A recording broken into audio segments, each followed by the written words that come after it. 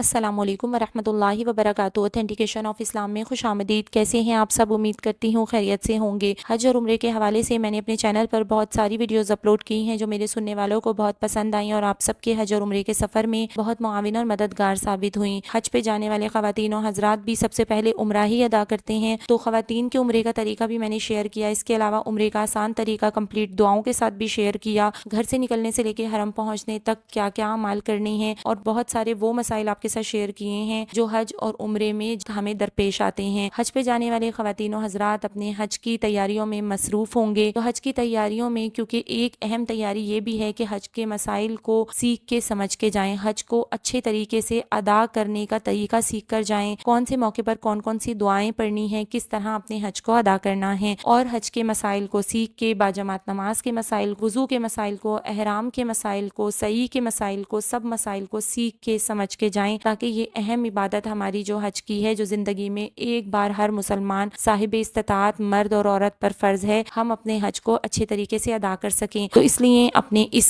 اہم فریضے کو ادا کرنے کے لیے اپنے ہی ملک سے اچھے طریقے سے اس کی ٹریننگ لے کے جائیں، سیکھ کے جائیں۔ تو آج کی ویڈیو میری حج کے حوالے سے ہی ہے۔ آج کی ویڈیو میں آپ کو بتاؤں گی کہ حج کی کتنی اقسام ہوتی ہیں اور پاکستان اور انڈیا سے جانے والے خواتین و حضرات حاجی کون سے حج کی نیت کریں گے۔ تو چلیے اپنی ویڈیو سٹارٹ کرتے ہیں، لیکن اس سے پہلے اگر آپ میرے چینل پر نیو ہیں تو میرے چینل کو سبسکرائب کر دیجئے اور میری ویڈیوز کو لائک اینڈ شیئر کر دیجئے، اور بیل آئیکن کو پریس کرنا مت بھولیے گا تاکہ میری ہر آنے والی نیو ویڈیو آپ کو مل سکے۔ نحمدہ ونصلی علی رسولہ الکریم، فاعوذ باللہ من الشیطان الرجیم، بسم اللہ الرحمن الرحیم۔ تو حج کی 3 قسمیں ہوتی ہیں۔ پہلا ہوتا ہے حج افراد، دوسرا حج قران، اور تیسرا حج تمتع۔ اب حج افراد کیا ہوتا ہے؟ تو افراد کے معنی اکیلا کرنے کے ہیں، غیر آفاقی یعنی اہل مکہ اور اہل ہل یعنی میقات اور حدود حرم کے درمیان رہنے والے لوگ جیسے جدہ میں مقیم لوگوں کے لیے صرف افراد ہے، یعنی وہ حج افراد کرتے ہیں، ٹھیک ہے۔ افراد والے صرف حج کی نیت کریں گے اور اسی کا احرام باندھیں گے، حج کو عمرے کے ساتھ جمع نہیں کریں گے، یعنی حج کے مہینے میں عمرہ بالکل بھی نہیں کریں گے، جبکہ آفاقی بھی افراد کا احرام باندھ سکتے ہیں۔ اس قسم کے حج کو مفرد بھی کہتے ہیں، اس میں قربانی بھی نہیں ہوتی، تو اس حج کی قربانی مستحب ہے، واجب نہیں ہے۔ اب حج افراد کو مفرد کیوں کہا جاتا ہے؟ کیونکہ اس میں حج کا احرام بنتا ہے، اس میں عمرہ بھی نہیں ہوتا اور قربانی بھی نہیں ہوتی، کیونکہ اس حج کی قربانی مستحب ہے، واجب نہیں ہے، اور اس کا احرام بقرعید تک بندہ رہتا ہے۔ جب حج کے ارکان ہو جاتے ہیں اس کے بعد اس کا احرام کھلتا ہے۔ اب اس حج کی نیت کس طرح سے کرنی ہے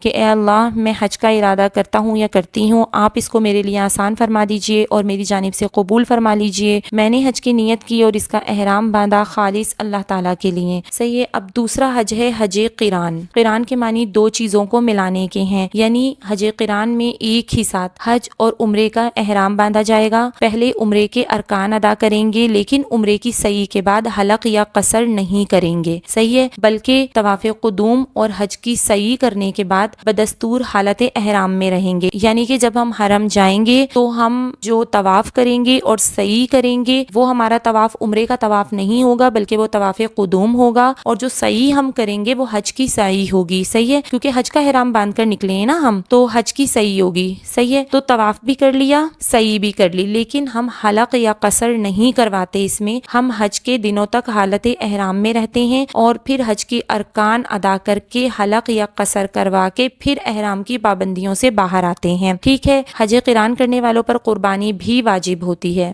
صحیح ہے۔ تو چونکہ اس میں ایک ہی سفر میں ایک ہی احرام میں حج اور عمرہ 2 چیزوں کو جمع کیا، اس لیے اسے قران کہتے ہیں، اور جو شخص یہ حج کرے اسے قارن کہتے ہیں، صحیح ہے۔ اب حج قران جو ہے وہ پاکستان اور انڈیا سے جانے والے افراد بھی کر سکتے ہیں، کیونکہ ایک حج ہم نے کیا تھا حج قران کی نیت سے، کیونکہ ہماری سیکنڈ لاسٹ فلائٹ تھی پاکستان سے، اور تقریباً 8 دن بعد یا 10 دن بعد حج شروع ہو رہا تھا، اور حج قران کی نیت کر کے احرام باندھا تھا اور اپنے ملک سے گئے تھے اور وہاں حرم پہنچ کے طواف قدوم کیا، اس کے بعد حج کی سعی کی، حلق نہیں کروایا، یا پھر ہم نے لیڈیز نے قصر نہیں کروایا تھا، ہم حالت احرام میں اتنے دن رہے تھے کہ حج کرنے بھی ہم اسی حالت میں گئے تھے، حالت احرام میں، اور پھر حج کے بعد حج کے ارکان سے فارغ ہو کر تقریباً 14 یا 15 دن لگے تھے تو ہمارا احرام کھل گیا تھا۔ تو میں نے آپ کو یہ بتا دیا کہ پاکستان اور انڈیا سے جانے والے وہ خواتین و حضرات جو آخری فلائٹ میں جاتے ہیں، یعنی کہ حج کے قریب دنوں میں، تو اگر وہ اتنے دن احرام کی حالت میں رہنا برداشت کر سکتے ہیں تو وہ حج قران کر سکتے ہیں، ٹھیک ہے۔ لیکن کیونکہ اسلام میں کوئی سختی نہیں ہے، اپنی طبیعت پہ بوجھ ڈالنے کی ضرورت نہیں ہے۔ ہم نے حج قران اس لیے کیا تھا کہ کیونکہ ایک حج پہلے کر چکے تھے تو حج قران کر لیتے ہیں، چلو یہ بھی حج ہو جائے گا۔ اور جو لاسٹ ٹائم ہم نے کیا تھا، کیونکہ لاسٹ حج میں بہت زیادہ گرمی تھی تو ہم نے حج تمتع کیا تھا۔ اب تیسرا حج ہے حج تمتع، ٹھیک ہے۔ تمتع کے لفظی معنی نفع اٹھانے کے ہیں، اور جو شخص حج تمتع کرتا ہے اسے متمتع کہتے ہیں۔ حج تمتع کیا ہوتا ہے؟ اس میں ایک ہی سفر میں پہلے ہم عمرے کا احرام باندھیں گے، ٹھیک ہے، طواف اور سعی کے بعد حلق کر کے اس احرام سے فارغ ہو جائیں گے۔ یعنی ہم حج تمتع کے لیے جب گھر سے نکلیں گے تو ہم عمرے کے احرام کی نیت کر کے نکلیں گے، حج کے احرام کی نیت کر کے نہیں نکلیں گے، صحیح ہے۔ پھر ہم حرم پہنچ کے پہلے اپنا عمرہ ادا کریں گے، یعنی کہ عمرے کا طواف کریں گے، پھر عمرے کی سعی کریں گے، اس کے بعد حلق یا قصر کروا کے احرام کی پابندیوں سے فارغ ہو جائیں گے، صحیح ہے۔ پھر ہم مکہ میں رہتے ہوئے جب تک حج کے ڈیز نہیں آتے ہم عمرے ادا کر سکتے ہیں، احرام کی پابندیاں بھی ہم پر نہیں ہوں گی۔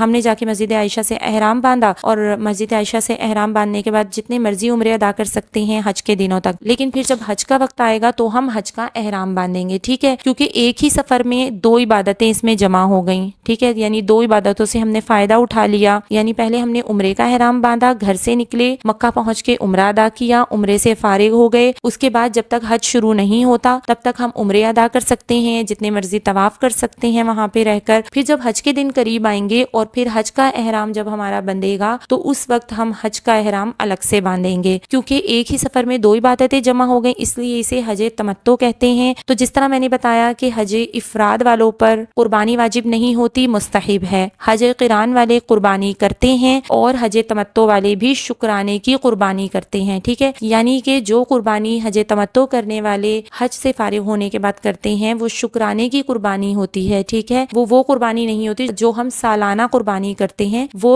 شکرانے کی قربانی ہوتی ہے جو ہم حج تمتع سے فارغ ہونے کے بعد کرتے ہیں، اور یہ قربانی واجب ہوتی ہے، صحیح ہے۔ اب پاکستان اور انڈیا سے جانے والے خواتین و حضرات زیادہ تر حج تمتع کی ہی نیت کرتے ہیں، کیونکہ اس حج میں آسانی ہوتی ہے کہ پہلے عمرے کا احرام باندھا، عمرہ ادا کیا، احرام کھل گیا، پھر ہم نے حج کا احرام باندھا۔ تو امید کرتی ہوں آپ کو حج کی اقسام بھی سمجھ آ گئی ہوں گی۔ اب وہ خواتین و حضرات جو ایک دفعہ حج تمتع کر چکے ہیں اب وہ چاہتے ہیں کہ ہم حج قران بھی کریں، تو اس کا طریقہ بھی میں نے آپ کو بتا دیا کہ جو آخر کی فلائٹس میں پاکستان اور انڈیا سے جانے والے خواتین و حضرات حاجی یا حجن ہیں وہ حج قران کی نیت کر سکتے ہیں۔ مشکل ہوگی کیونکہ بہت زیادہ دن تک احرام کی حالت میں نہیں رہا جا سکتا، ایک ہفتہ دو ہفتہ تو برداشت ہو جاتے ہیں، اتنا کوئی مشکل نہیں ہوتا، لیکن اگر اس سے زیادہ ہو جائے تو پھر وہ برداشت نہیں ہوتا، اور آج کل حج بہت زیادہ گرمی کے دنوں میں آ رہا ہے، تو اس کے لیے بھی ہمیں بہت احتیاط کرنی ہے اور ہمیں آسانی والے راستے کو چننا ہے، اپنے آپ کو مشقت میں یا تکلیف میں نہیں ڈالنا۔ بہتر یہ ہے کہ آپ لوگ حج تمتع کریں کیونکہ اس میں آسانی ہے اور بہتری ہے۔ تو امید کرتی ہوں کہ حج کی تینوں اقسام آپ کو اچھے طریقے سے سمجھ آ گئی ہوں گی۔ اگر آپ نے ابھی تک میری اور ویڈیوز کو واچ نہیں کیا میرے چینل پر جا کر حج اور عمرے کی ویڈیوز کو واچ کر لیجئے، حج اور عمرے کے حوالے سے اور بہت ساری ویڈیوز بھی لے کر آتی رہوں گی، اسی طرح کی اور بہت ساری اوتھینٹک ویڈیوز کے لیے دیکھتے رہیے اوتھینٹیکیشن آف اسلام۔ السلام علیکم ورحمۃ اللہ وبرکاتہ۔